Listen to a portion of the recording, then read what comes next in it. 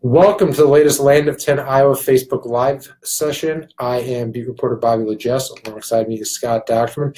Scott, I don't think we even need to ask the people to supply questions. I'm pretty sure I know what they're going to come at us with today. Breaking news today with the Big Ten releasing the schedules from 2020 and 2021. And for Iowa, the Black Friday football contest with Nebraska will discontinue. No more. It will be replaced with Wisconsin on a Saturday. TBA potentially moved to Friday, may still be in play, but the big news is the rivalry the Big Ten tried to create will be no more in 3 years. Yeah, it's going to go to other parts of November. So I'm sure they'll love each other just as much in early November and mid-November, but it's not going to be the same. Those season-ending rivalries in a lot of cases are kind of, they're the punctuation to the season. In a lot of cases, that's who you try to match up with. And the Big Ten did that fairly well with these 14 teams for the most part. Minnesota, Wisconsin's the oldest rivalry. Northwestern, Illinois have played 110 years in the same state. Purdue, Indiana, 120 times. Ohio State, Michigan is the greatest rivalry. And then Iowa, Nebraska kind of fit like a glove in that. But Nebraska tapped out on Black Friday, which their coach, who has really no tradition with Nebraska, said that he doesn't want to play anymore on that day. They've only been playing since 1990 every year on that day. That's not going to go well in Husker Nation. No, and throw the Iowa part out of it for a second, just to go back to what Scott did. This has been a tradition that's been around for either the entire life of a good portion of that fan base or as long as a good portion of that fan base can remember too, which doesn't really help them. And then the other part of this is Nebraska came into the Big Ten. This was the rivalry they wanted coming from the Big 12, and now they're walking away from it. It's like you're the music pro wrestling thing here, but it's like you're in a heavyweight title match, and somebody gets you in the figure four, and you tap out to give up the belt. You choose to walk away without that strap around your side. They're giving up on this rivalry in the way, shape, and form. And I don't think the Big Ten has a problem with it at all, because if you want to be frank about it, Iowa-Wisconsin is a better rivalry if you want to look at it in terms of the game that's deciding the conference every year. That seems to be, if not the game, the game before the game that sets it up, because the winner moves on with a shot to win the title and then has to play somebody else to do it. So if you want to set up a de facto game between the two best teams in the West, right now, that looks like your best option for it. So, I think it'll be interesting between the two fan bases. I think they'll like it. I think you'll have a shot at one of those two games being the Big 12 West title game, and it's probably best for the league all around when you want to talk about kind of the backslide of Nebraska from the program that was, in the 90s to where they are now. There's incredible history with Iowa, Wisconsin. They've played 90 times. It's been, it's 2.5 hours to 3 hours away for both campuses. In the last 20 years, really since Barry Alvarez took over at Wisconsin, so 25 years, it's been a remarkable rivalry.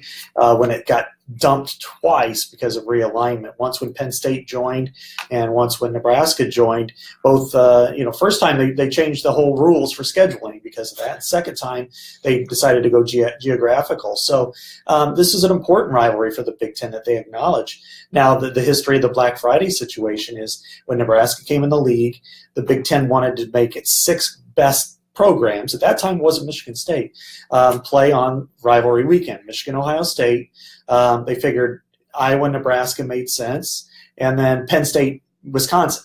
And then when they shift geographically, they kept Iowa, Nebraska. It made a lot of sense. And I think it was really starting to form a real serious, strong rivalry. But Nebraska's coach and athletic director said they prefer the full week. And so Iowa's like, all right, we like Black Friday now. And so Nebraska fans are going to howl like banshees if Iowa, Wisconsin goes to Friday and they're playing Minnesota on ESPN2 at 11 a.m. on that Saturday. If I could bet a futures bet today, I would bet that it happens that day. Iowa likes it. Kirk wants it. Barta seems to be okay with it. Yeah. My guess is Alvarez will enjoy the national time slot that goes with those two programs in that game. Mm-hmm. And I think that'll happen. It'll probably be a couple of years before you hear the announcement, but I think they'll make it happen. Yeah, it's still 3 or 4 years away. So, but hey, that would be a game everybody would covet because, Wisconsin's a bigger name than Nebraska is right now. Yeah. All right, we'll get to some of your questions here. Noah, first one to chime in with score predictions. And thanks to all you who've come in with that. Scott and I will give ours on Friday, but I think it'll be safe to say we'll probably end up putting this one as an easy Hawkeye victory. Maybe not what Kent did at 87 to 3.5, though. I would like to see that happen simply to see how you would get half a point in a football game. So the NFL's great now. You can actually get 1 point in a game. If you get a safety on a 2-point conversion or extra point try, you can get 1 point. I want to see just one game. I don't care which one. I want to see a 10-1 game or 14-1 game. Or if you get something involved in like Cleveland and the Colts, you may end up with that at some point this season. Yeah. Daniel wants to know how the O-line is looking. It's basically where you thought it was going to be when things left off a couple days ago. Ike Bucker is out 4 to 6 months. Months there, I know Kirk Ferentz said weeks in the Big Ten teleconference this morning, but he corrected himself at his press availability. And so that basically ends his season.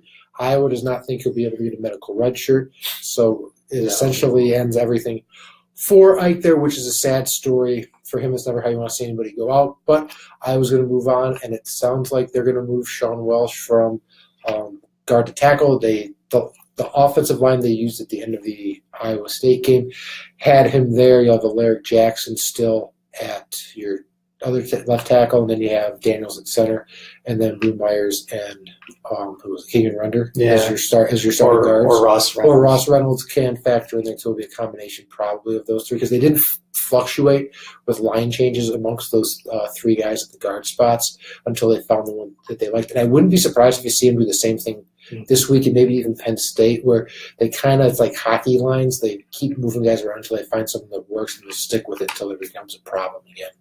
Welsh's coming out party as a right tackle happened in 2015 against Northwestern when, Iowa was depleted. They lost both their starting tackles that week. Cole Croston and Ike Bucker were both out. He goes to right tackle, and they run for 300 yards and went 40-10. So I think they have a lot of faith in him. I think he opened the Rose Bowl at that position. His guard is his best spot. That's his NFL position. But he's kind of like Marshall Yanda in build, not real tall, but, pretty physical, and I think they'll be okay there. And then if not, or if they feel like Boone Myers is better at that position, they'll move him, and they probably won't miss a beat. Yeah, so there you go. Scott's basically saying Welsh will have a 10-year-plus NFL career and be PFF's favorite offensive guard for the 2020s probably. If he stays healthy, yes. maybe. Yeah, it's not. Eugene says, will the fan base ever see Matt Quarles? We've been telling you this for a couple of weeks now. You guys kind of have to be patient with him. You kind of got to treat him like a junior college transfer. He didn't arrive until he wasn't allowed to practice, let's put it that way, until part of the way through camp. Guys who don't go through the summer, who show up when the season starts, and in his case, 10 days into practice, they don't make an impact early. You tend to see them start to make an impact October, middle of the season, and they do more at the end of the year than they did at the beginning. I think Quarles will be the same kind of boat if we see him make an impact this year. It'll be probably in Big Ten play, second half of that, as opposed to the non-conference schedule, which Iowa is still in. Yeah, I think it might be a little later, considering look at the way Amir Smith-Marset played, and Nick Easley's played well. So you're starting to see kind of a little bit of separation there. Brandon Smith got in the game the other day. I think he'll play at some point, but, you still got Devontae Young. You've got a lot of guys there now and a lot of young players. So I think he'll get in. It's just a matter of when and how much. Yeah. So let's see here. We got some predictions. Sandy Madden, Iowa 31-7. It's possible. Kent says over under on when the first stringers get benched. Which ones and how many? Interesting question here, because we had kind of a discussion on this earlier today. Okay, so we'll set this up with Kirk's not going to pull them until the game's in hand. So you know that to start with. Also, the expectation is Iowa's going to run away with this game because it's a Big Ten team, Conference USA team. What's even the spread on this? I haven't even looked it up yet. 22 is the last I saw. So it's going to be huge like that. So you expect it to go the way. Here's one thing to remember. If this game ends up being closer than you think, which tends to happen sometimes with Iowa non-conference games, Kirk's not going to pull these guys if it's like a 16-point lead. They may be on the field longer than you think on that front, and especially if the pass defense issues that cropped up against Iowa State show again this week, because North Texas runs the air raid, which is kind of what Iowa State was doing, just they're fully committed to it, and it's kind of on steroids, and they never huddle. So when they find a mismatch, they're going to run that spot down all the way down the field. Mm-hmm. So, not to put a scare in anybody, but I have a story that I should be posting about now on Land of Tens, explaining why North Texas is a good matchup between Iowa State and Penn State for Iowa, because this is a team that does the same things Iowa State just exploited. Penn State will try to exploit, but not as good. So if you can kind of show improvement there, it's a good sign going down the road. But if they score some points on you and you're in a game where it's like 40 to 28 or 31, I don't think Kirk will be emptying that bench as soon as you think they will. Chances are, if you see a 3-touchdown lead and in the fourth quarter, the starters will get a series. If you see a 4-touchdown lead, they'll probably get the whole quarter for the second and third teamers. So but we've seen it time and time again. They'll play somebody and it'll just be just a little too close. What was it, a few years ago? Missouri State, they went like 28-14.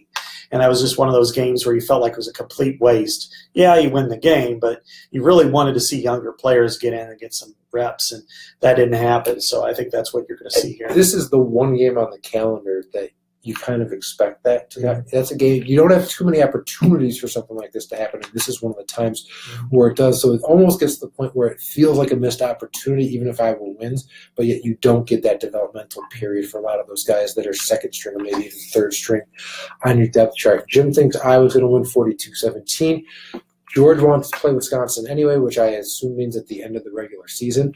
I don't disagree with you on it. It's becoming a marquee game in this conference. They, seem to be the two top teams right now in the West. Mm-hmm. Let it serve as a de facto conference title game and let the whole nation see kind of what the Midwest and the Big Ten fans have seen, which is it's kind of become a little bit like the old Baltimore-Pittsburgh games where it's a slugfest. Yeah, it's going to be a slugfest. There's not a lot of scoring, but it's an enjoyable football game.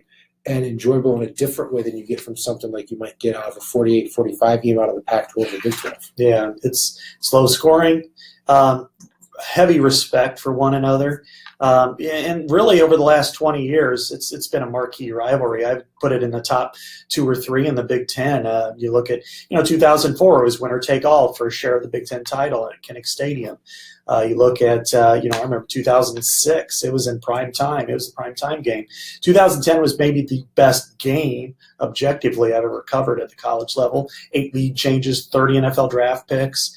You had Monte Ball and you had, first-round draft picks at left tackle and right defensive end and Riley Reif and Gabe Carimi, and you had Adrian Claiborne, you had J.J. Watt, just incredible games. So, and they've had a lot of great ones. I mean, even a couple of years ago up at Wisconsin, that fumble at the 1-yard line secured a perfect season for Iowa. So I think it's fine. Just like I think if Iowa played Minnesota in the season finale again, hey, that's a big, long rivalry too. I think it hurts, but I think what a lot of Iowa fans like is it hurts Nebraska's pride.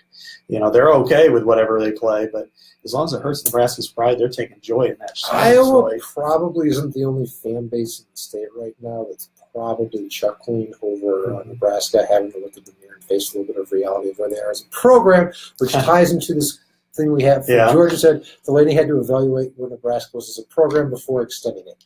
Iowa fans, every joke you had about Nebraska, bring them all out, man. If you've got them, smoke them, because you're never going to have a better day than today to pull those out of the Nebraska people that because it was a self-admitted defeat, as their AD has said. Whether the fan base agrees with it or not, they got to go with that, because that's kind of what the leadership did. They kind of got to take that one, and there's not much they can say about it. Absolutely. They got to do. Ian wants to know about North Texas's run defense, and he's waiting for a Butler breakout game. I think this might very well be it, because Akram Wadley's been piling up 20-plus carry games every week as it goes on. If you're Iowa, I don't think you want to do that for him every week, because remember, in this winter, Kirk Ferentz was saying Akram Wadley isn't built to handle that kind of workload. Even the fact that he's put on weight, it isn't helping him. He's not a huge guy. There's going to be games where you're going to want to get more of those touches for him as a receiver out in space, where he's not going to take the pounding as he does going between the tackles. I think this might be the game, because you don't need Akram. You shouldn't, in theory, need Akram to move the ball up and down the field on North Texas. I think this could be a day where those roles kind of get reversed a little bit. They give the ball to Akram early as a back, maybe try to establish the lead, get the lead. turn to Butler a little bit more and let him be the guy who ends up doing a bulk of those carries that you get in the second quarter, maybe the third, and however much of the fourth you end up seeing the starters. And this could be the day where I think you see him hit 100 yards. I wouldn't be surprised if it happens. It wouldn't surprise me. That's probably one position that the starters getting benched doesn't really apply. Yeah. I could see Akram carrying less than 10 times. I could see Butler in the 15 to 20 range and probably close to 20. And then I could see Torin Young getting some reps. I could see Tokes around, although he's kind of trending downward, or Ivory Kelly Martin, who's now the kick returner. I could see him, kind of being in that position, because that's a great place to be, because you got to, in the back of their mind, once it's secure, you got to remember who you're playing the next 2 weeks, Penn State and Michigan State, and you're going to need healthy Akram, you're going to need healthy James Butler. And I'm sure if they can get that lead and if they can feel secure, I mean, James Butler, doesn't matter if they do or don't. He's good enough. But I wouldn't be surprised to see him at the 15 range and Torin Young 10 or more. Yeah, Dale says he wants to know how Iowa will do in the bowl game. Already putting them there after 2 weeks. And says, will they lose like the last three? So way too early to figure that stuff out, because so much of that depends on who their matchup is in the bowl game, but I wouldn't fret on that just yet. It's a little early on that, and there's so much for the development for this team and where it has to go that the team you're seeing now, like the pass defense stuff, that might be solved in 3 weeks. It might be an issue still in 3 weeks. We don't know, but as history shows, and they showed last year with that run defenses, Iowa does tend to improve as the year goes on, so I wouldn't be fretting too much about that right now. Yeah. I mean, okay, they've lost the last 5 bowls, no doubt about it. Yeah. The last 3 have been horrendous. They don't look like they really showed up. Offense, certainly last year. I mean, it was Greg Davis's final salute to Iowa and the way he called that game. A couple of years ago against Tennessee, they were tired of being in Jacksonville. The Rose Bowl, they were happy to be there. But historically, they've also won quite a few bowl games. So it depends on matchup. I mean, if let's say that let's think high here. Iowa wins the Big Ten title. Iowa's like 13-1 and goes to the playoff. And then if they get beat in the playoff, are you going to hold it against them? Or if they're 9-3 and they go to the Music City Bowl and play Kentucky, if they beat them, 47-20, is it that big of a deal? So it's all about matchups, and I think people put too much stock in bowl games. I think beating your rivals is more important personally, unless you're talking about major bowl games and playoffs. Bowl games matter because it's the last thing you have. It's either a good taste or a bad taste, and that's the last thing they get to talk about until the season starts again. Yeah. I think that's it. Not saying that's the right answer or a wrong or a better answer, but I think that's kind of the reality of it all. It does have a hangover effect one way or the other. I mean, a team wins a bowl game, it's like, oh my, and it's the way we write, it's the way the perception is, and unfortunately, like for Iowa, they look poor from last year, even though they beat Michigan. And so, but. That's the way it works. A lot of times these teams don't have their coaches. There's like 10 teams that are without their coaches at the end of the year, and they're in a bowl game, and yet we give them more weight than we do, like when Illinois perpetually fires their coaches. But Illinois is part of their coach to the point where they fired him early, just almost going another offseason without him. Illinois is at the front runner on that. Go 2 years before you. And that's what they may do the next time, because they almost went there this past time. But to get back on track, Paul says, is the recruiting legality of the recruiting legality of a college head coach sending complimentary tickets to a high school coach and his family and friends? I must have missed some news story today, I think, while we were dealing with this. I don't think that's ever been an issue for. I mean, they can hand it to whoever really they want. I mean, you have student athletes all the time taking unofficial visits that have tickets, and high school coaches come to games all the time. A lot of times they're comped. I don't think that's really too big an issue, is it? If somebody's out here who has a son or a relative who is in high school, a good thing you can do is kind of get in free to games, as long as the guy is a quasi-fringe prospect, is to reach out to the program and say you want to come visit and do it in the fall. And they really won't turn people down because they don't want to look bad, and just give them some weeks that do or don't work for you. And if they're only home games weekends, hey, guess what? You and your son might get to go to a game. Now, I wouldn't be greedy and try to get the Penn State or Ohio State game, but you could get yourself into a game with some nice seats doing some things like that. So not only are we answering your Iowa questions, we're giving you our recruiting advice as well. But you don't want to hear the rest of mine. It might involve taking as much money as they give you. But just joking there. Eugene says Brian's done a nice job mixing things up. I know that's something we've talked about a lot. You've kind of dug in a little bit on the numbers. Yeah, I went really deep dive the other day with what he did with Iowa State, and like for instance in the 11 formation, I mean they ran the ball almost 38%. And when you have 3 wide receivers, that's incredible. The last touchdown pass was when you had 2 tight ends, a fullback, and a running back. Those are situations that would always be run or pass for Greg Davis. They very rarely strayed from that. They became very predictable. You look at I think their bread and butter formation now is the 12, which is 2 tight ends, 1 running back, 2 wide receivers. They ran it 23 times. I think it was 11 runs and 12 passes. That's perfect balance. And you look at the execution and the numbers in each one. I mean, really, you can't figure out right now any kind of tendency yet. Now it's going to come, but right now you got to like the way he's dealing. And one thing that helps with this, and I wrote about this in the film session on Mondays, when they run multiple receiver sets or have 2 receivers on one side, they run RPOs now. For those who don't know, it's called the run pass option. You might actually see them with Texas run a bunch of them. It's taken over kind of the Pac-12, the Big 12. It's kind of the next iteration for spread offenses where the running back of the line runs like it's a run play. So the linebackers kind of respond like that. And the receivers have a pass component for what they're doing. And most times it's some sort of screenplay. And then what they decide to run is based on how the number situation goes. If there's 5 guys in the box, they're going to run the ball. If there's only, 2 guys out on a 3 receiver set, they ran it with as a screenplay to wildly out of trips. There's only 2 defensive backs there. They threw the ball to him on an out route that was kind of a screen. That helps you get away from tendencies too, because the play you're running off of that is dictated by the defense. And so you may run 7 runs out of that in one game, but it's not off your tendency. And so the team may think that's part of the case. But if they come out and then try to load the box, then you're going to throw on them. So that helps you offset that too. It's not you're doing it to take what the defense gives you, but a secondary component of it is it's harder for teams to kind of figure out what you're running that way. Yeah, and that'll be really important, not only this week but into the future. So yes. Michael Wilson asks, Wisconsin on Black Friday in 2020? It's very possible. It's really up, the way it sounded today, it's really up to Wisconsin. Now it's still a ways off, 3 years. But if Wisconsin wants to do it, I bet they do. And that would be kind of, again, there's a lot of laughing at Nebraska for backing off on that. They're going to get ESPN2 and their favorite broadcaster, Beth Owens.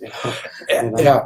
And in case you were on here earlier, Michael, I said on here, if I could bet today, I bet you it ends up on Black Friday. We had a couple other Nebraska comments coming here. This one's interesting from Curtis, who says he lives in Lincoln. Natives are restless and not happy about the Black Friday situation. Not surprised at all. And honestly, I don't blame him. If I'm a Nebraska fan, I would be just as upset as all those people Curtis is hearing from, because it's a tradition, and it's not just an Iowa tradition.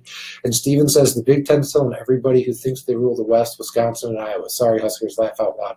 When he says everyone, I don't think that included Purdue and Illinois. Who they think rules, it's Iowa, Wisconsin. So no, if I'm in Nebraska, I'm really mad, because this era will end after 30 years, and Nebraska is. For all the jokes, and there's plenty of them, it is a tradition-rich program that loves its tradition. They've sold out their games for 50-plus years now, every single one of them. It's impressive if you look at it objectively. If you don't like Nebraska, I understand. But to lose a tradition like this is infuriating. And to make it look like you're backing down is even worse, because you hate Iowa because you don't think they're good enough to beat you or to be your rival. Yeah. And now you're saying, well, yeah, we don't want to play them on Black Friday. It'd be like if Iowa dropped the Swarm or changed the pregame music just out of left field or something. It's kind of what it would be like. Or it'd be like giving up on Iowa State rivalry. Yeah, that too. Mm-hmm. Very much so. All right, let's find our next batch of questions here. Oh, we got a question about how the Iowa-Ohio State game will go. We're jumping right past the Penn State game, which has a top 5 team, ABC primetime, to Ohio State. I would say hold off on that, because Ohio State doesn't look like it can throw the ball right now. It didn't throw the ball well last year, and I don't know if that'll still be the case by the time the teams come around. If that's still going on, it'll be an interesting topic to have. But right now, I think there's some development that's going to go on with Ohio State that's going to dictate a lot of how that game's going to go, just because right now they're one-dimensional on offense.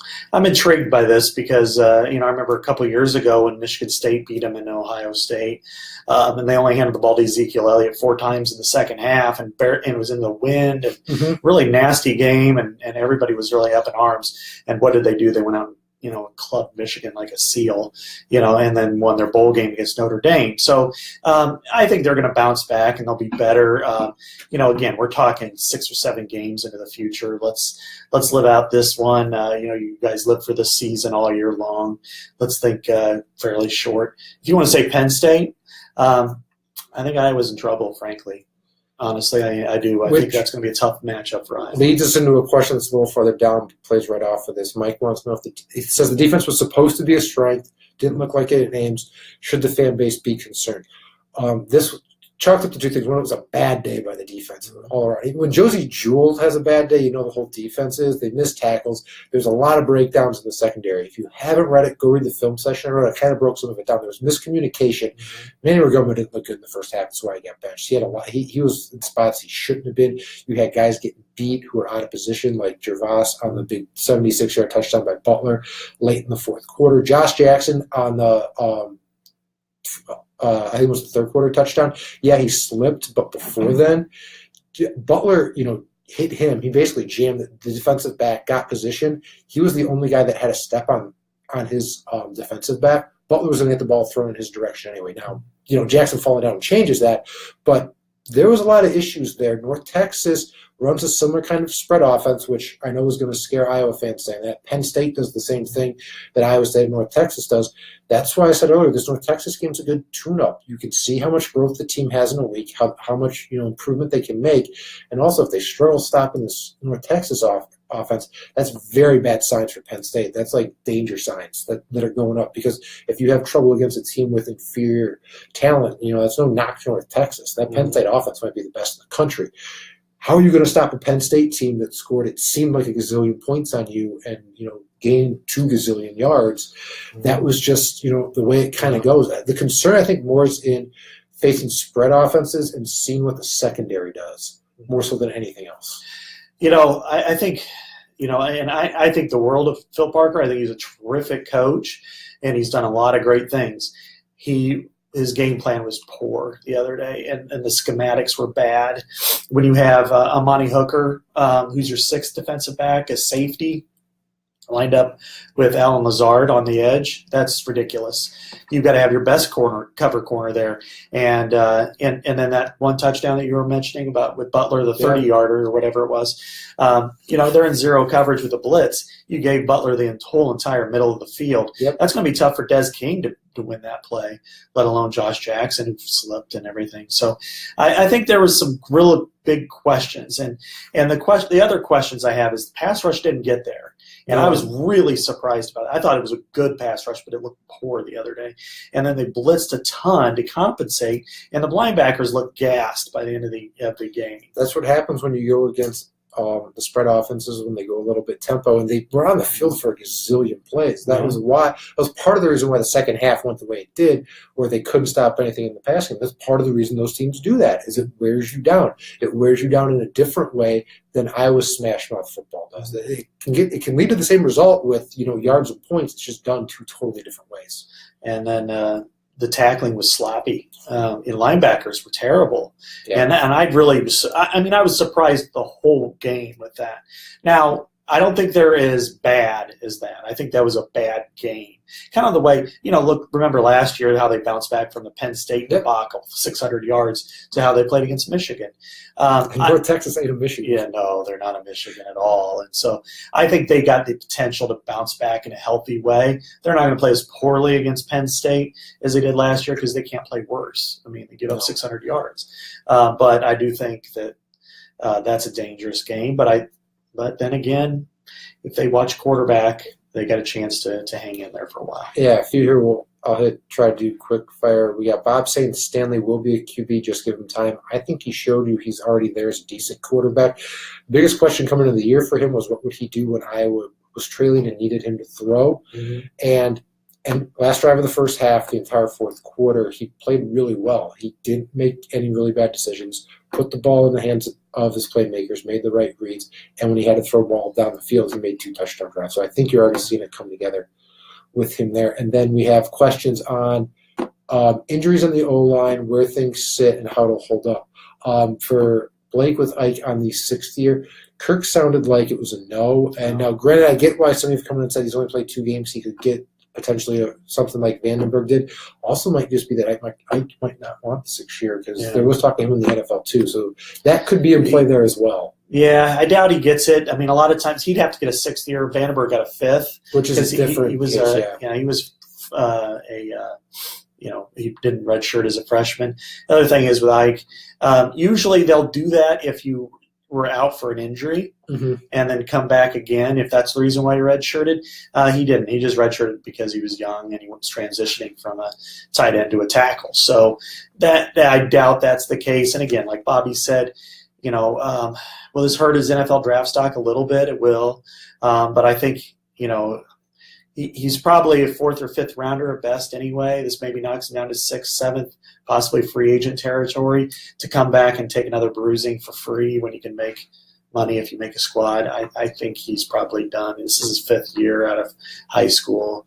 Go try to make a few bucks while you're at it. Yeah, and the offensive line, was supposed to be a position with depth, and now Kirk even came up today and said that depth's being tested to the point that Tristan Wirfs, it's not trying to hold the red shirt for him if possible. They're gonna have to play him at some point now. Kirk basically said that. Now it may be this week. I think it'll be this week because you're not going to have an opponent as easy as North Texas on the schedule.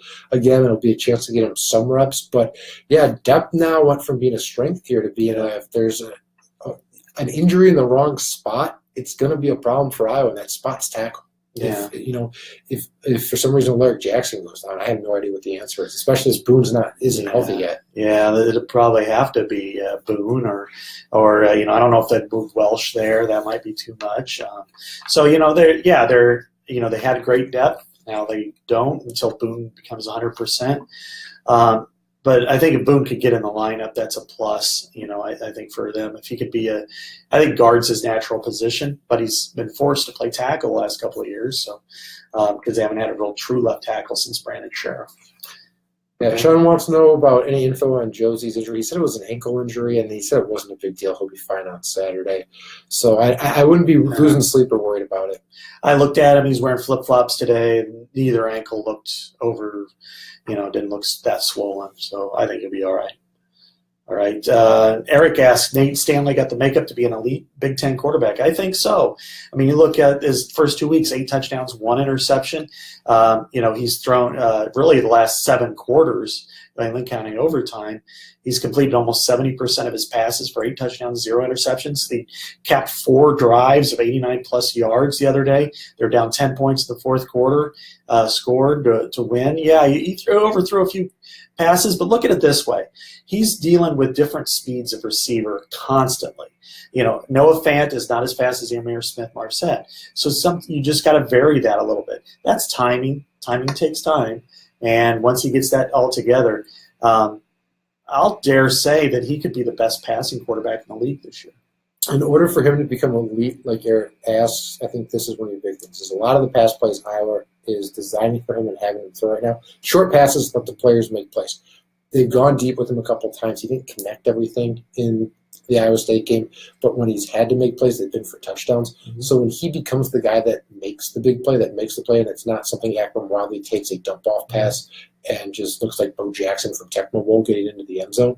When it's his pass that gets them there or his play, that's when he switches to elite. So, like, the touchdown he had with Noah Fant in week 1, I think is a prime example of that. So one-on-one coverage, he puts it where his guy can get it. Same thing like you saw with Vandenberg or Amir this past week. When you get more of those pass plays coming from him, I think that's when you can kind of use the term elite with him. Mm-hmm.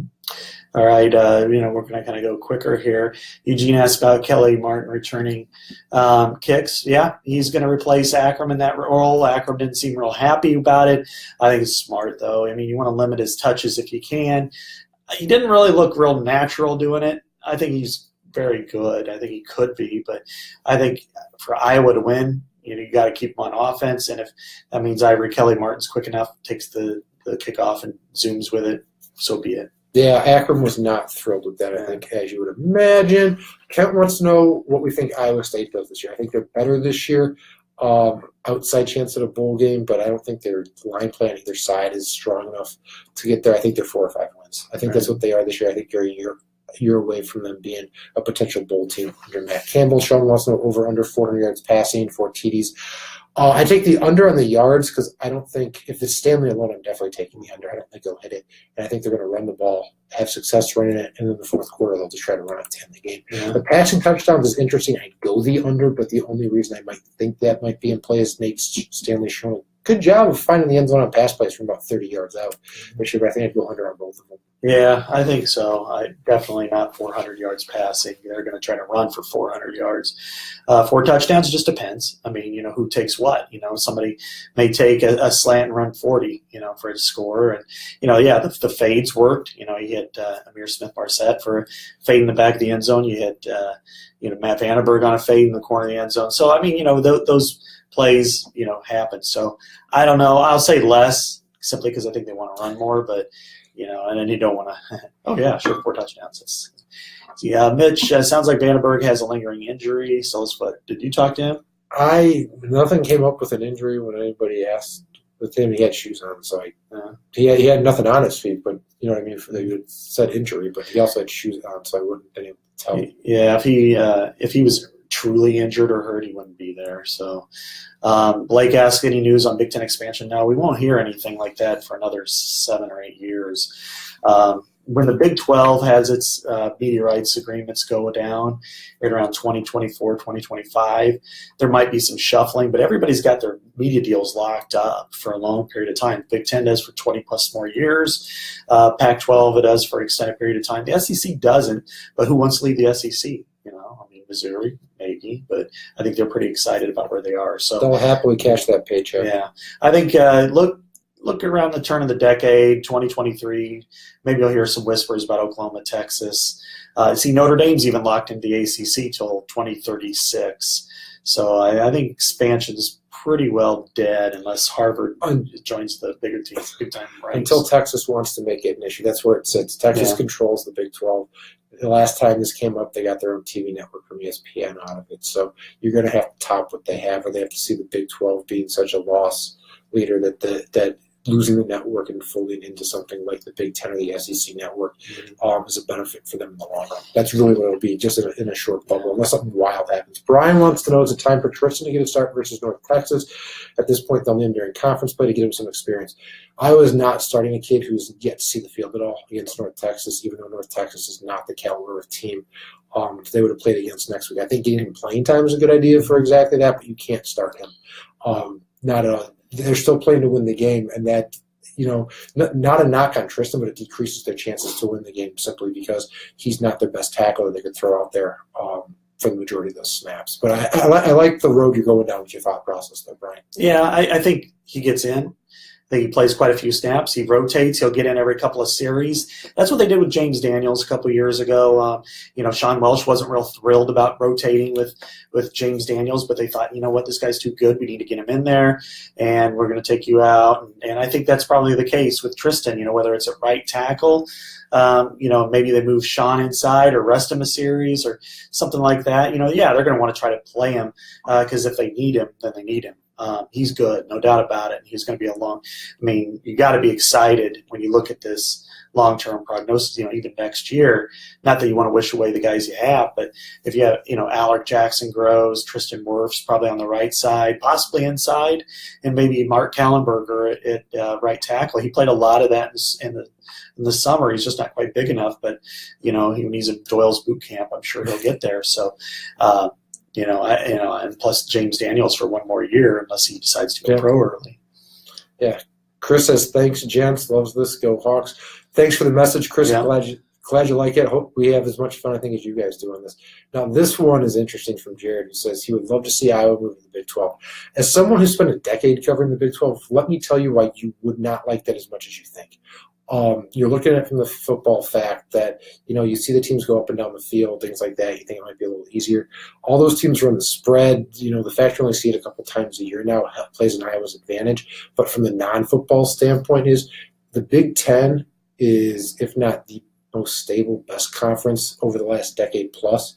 The SEC is the only other one to play. The Big 12 is on the other end of the spectrum. Iowa State almost ended up not in a Power 5 conference during the last round of realignment. And if Iowa was in their shoes instead of Iowa State, they would have been in the same spot.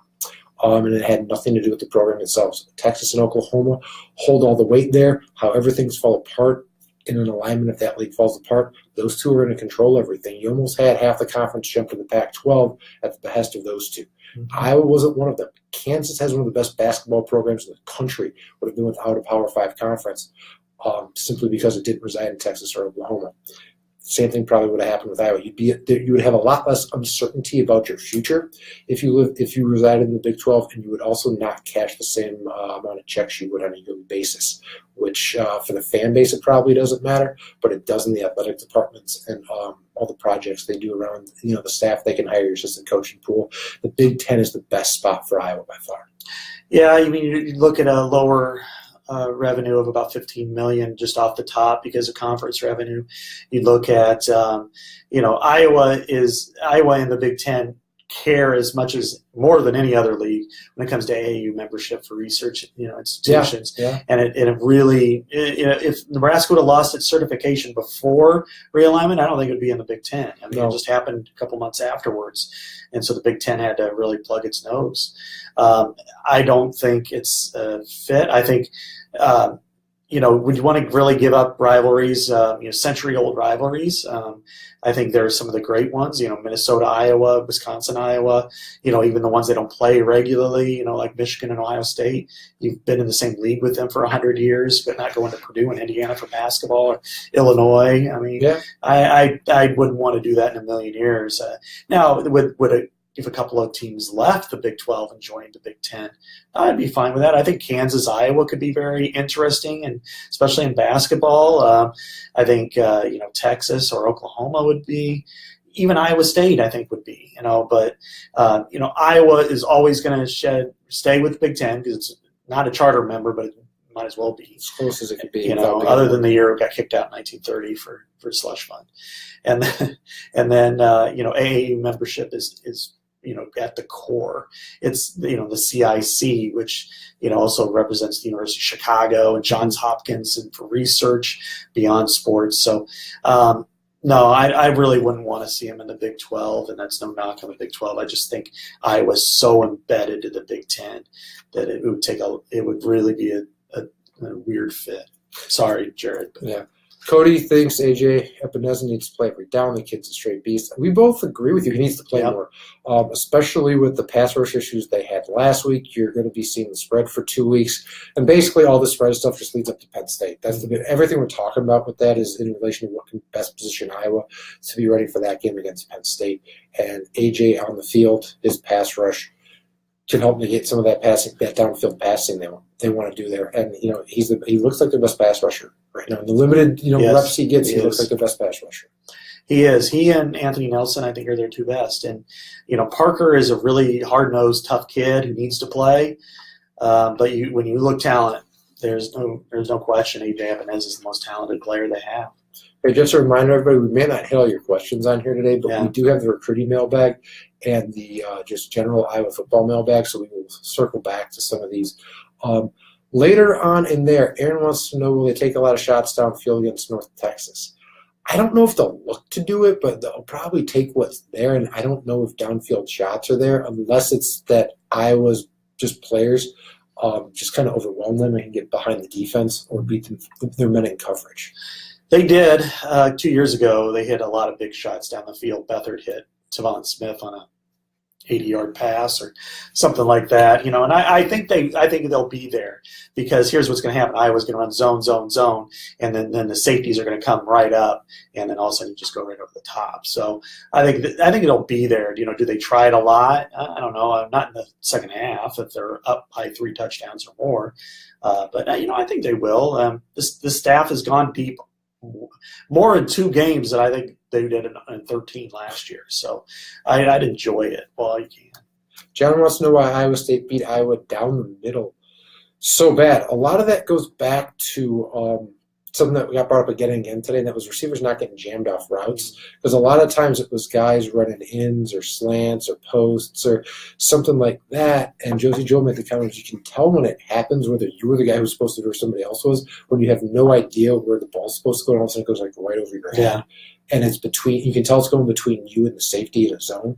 Well, that tells you somebody messed up on something there. And they didn't do, a lot of Iowa State receivers got free reign just off the line of scrimmage to go where they want, and that was a big reason why. Because when they get off the line of scrimmage, that middle was wide open for them when they got to complete their route. That 74-yarder, Hakeem Butler was covered by Bo Bauer, who gave him a clean free release. He takes off. I don't know what Gervais was looking at there, but he took like 3 steps forward, and Hakeem Butler went right past him, and boom, that was a huge touchdown. He just kind of wiggled and got there, and I think that's communication. That you could tell he's tired. Sometimes, I was talking to Marvin McNutt last night about this, and he said, you can tell when a defense is getting tired when they don't jam you the way they need to jam you, and I think that's kind of the case with, right now with them. Yeah, John also wants to know about Brandon Snyder with his injury, how long he's out. Imagine it's going to be the season. Tore ACL takes a long time to come back with that. If he rehabs faster than most people expect, you might be able to get him at the end of the year for a couple games, but I wouldn't count on it. If anything you get out of him, I would look at it as a bonus in the secondary of the season. If I know he wants to play, and they could use the old Brandon Snyder like you wouldn't believe. We saw that firsthand. I'd keep him on the shelf. I wouldn't let him come back. We remember what happened with Jake Doozy, 2 years ago. He had that torn patella tendon in the spring. He came back and he tore it again. And an NFL tight end was not playing in the NFL because of it. It happened right at the Rose Bowl practices. So I would do this. I would say you're done. Unless you are perfect in November, you're not going to play even in the bowl game. That way he can play fully his senior year because he's the best defensive back they have. I agree. The risk is too great for the potential reward here. And he's an NFL caliber defensive back. He's probably a low round draft pick, but he's a guy who's at least going to play in the NFL if he's healthy. If he's not, then get on to life's work. All right. Brian says, look for Avery Kelly Martin to get some carries. Coaches really like what he can do. They do like what he can do. And as we kind of said, this isn't a game we want to play Akron earlier too much because it is just North Texas. Use them enough to ensure that you've got the safe lead and turn to others because you'll need them from Penn State and Michigan State. Eugene says we can knock the Big 12 anytime. That wasn't knocking it. That was more so kind of stating the realities of where things kind of sit with that league, especially after covering it up close for a decade. I don't think most people outside of the Big 12 footprint kind of realize just it's kind of like you constantly live on a fault line. There's an earthquake that always happens, and the ground's always moving on you. It's something, and it never stops. Even now, in the times when there's no movement within the league, it's a conversation piece that seems to come up almost every year, constantly. It's dysfunctional. I mean, I was in the hotel, in the Continental, and the Plaza in Kansas City in 2010 when the realignment went kaput. When the everything leaked about the big, Pac-12 inviting, or Pac-10 at that time, inviting 6 schools from the, and I was at the meetings, and it was a cluster, whatever, and it was crazy. And that's how they like to operate. Yeah, it was, and even teams like Missouri, which is a state of 6 million people, the only flagship institution. There's nobody to, and it was almost left out. And then the second time it was almost left out again, and that's when it said, you know what, we got to get out of here. And they got to the SEC, and then Kansas is blaming it for leaving. And it's just, it's the Hatfields and McCoys, all of them are the Hatfields. And it's constantly. I covered the 2016 Big 12 Media Days, and Bob Bowlesby made a crack that this was the first time he didn't get asked anything about realignment questions in his time there, and I was happy that, as he kind of said, it was kind of over. And I kind of wanted to pull him aside and say, alignment's never over. The carousel just stops, but especially in that league, it never does. So you might not have wanted to say that because at some point it's probably going to come back to bite him. Well, look at the expansion stuff. Yeah, that was the worst thing they've ever done. Announce you're going to expand and then never expand. You can't make that announcement if you're not going to do it. Right. They knew the pool of candidates that were there. None of them were going to make any teams that were in the league any more money on a new TV deal, and yet they went through another round of expansion talks because some people wanted to get to 12, and then they found out at the end of the day, the numbers always added up to the numbers we knew that we weren't going to like, and now we're not going to do it. of all the Big 12 things, that might be the most Big 12 thing and the worst thing that's happened in that league in years. It's just yeah, either you do it or you don't, and and you've got loose lips in Oklahoma. David Boren, they need to put him put him out to pasture. I mean, it's just the stuff that we could do one of these just on the Big 12 wildness over the years. I have done previous podcasts about it. It's pretty fun, but oh well, Big 12. All right, final question here from Blake, who says, "Will Tyler Weir's transfer from Iowa?" I wouldn't be shocked if after the season he does, to go find somewhere maybe as an FCS team that he could go play for, but I don't think you're going to see any movement from him during the season. Not at all now. What you probably will see is remember like Jake Christensen, which when he was beaten out by Ricky Stanzi, he stayed in school, he graduated. Even Jake Rudock a couple years ago stayed in school, graduated, didn't practice with the team, and then he'll be a grad transfer somewhere else, at a MAC school. He's from the Detroit area, and if some MAC school needs a quarterback, he could probably be a pretty good one there. Or he could decide he wants to stay here. John Winkie was the same way. James Vandenberg's backup for a couple of years. He didn't want to. He liked Iowa. He had a fiance at Iowa, so he decided to stay. So, I can't read his mind now. You never know what might happen this year. So, but I would say if Nathan Stanley stays healthy, continues to play, Tyler Wiegers at the end of the year might decide I want to at least play one more year, graduate, and directional Michigan school. Love to have you. Eastern Michigan. Beating Rutgers, you could come back in and help and beat somebody else. First time in 59 tries they beat somebody like that. That's wild. And the newest of the Big Ten family. Yeah, it almost doesn't count as a Big Ten win. Right. That's a whole other story. All right, everybody. Thank you very much for all the questions. Joining us. Hopefully you had as much fun as we did. So that'll wrap it up for this session. We will see everybody again on Saturday for the Iowa and North Texas game. Thanks, everyone. All right, bye.